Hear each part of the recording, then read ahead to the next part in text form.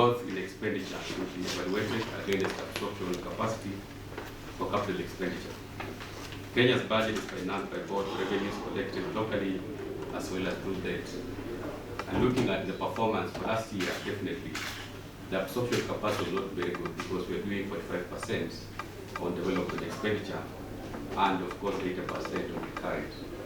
And for us to achieve our ambitious economic growth, definitely we need to focus on having more money absorbed on development expenditure.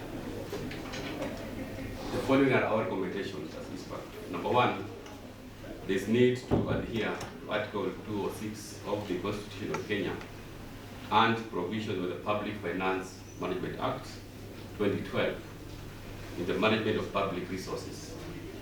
This includes, but not limited to, the following. Number one, over the medium term, the national government's borrowing shall be only used for the purpose of financing development expenditure and not recurrent expenditure, because you cannot borrow to finance a payment of salary.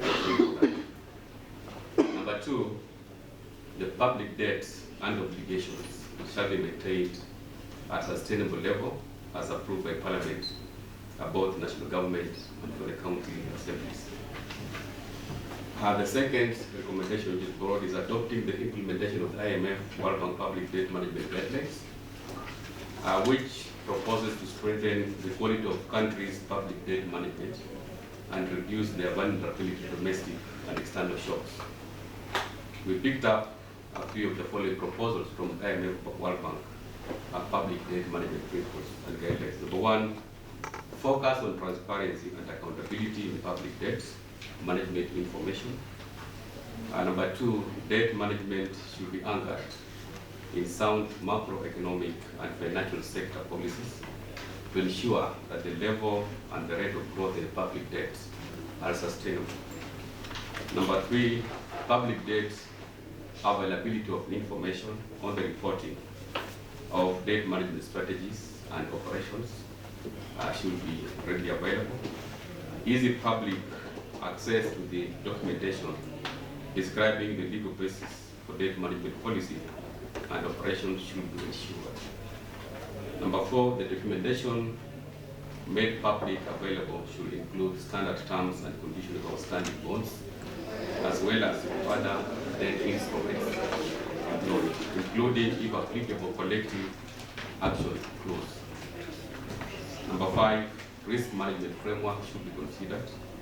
A framework should be developed to ensure and enable debt managers to identify and manage the trade-offs between expected costs and risk in the government debt portfolio.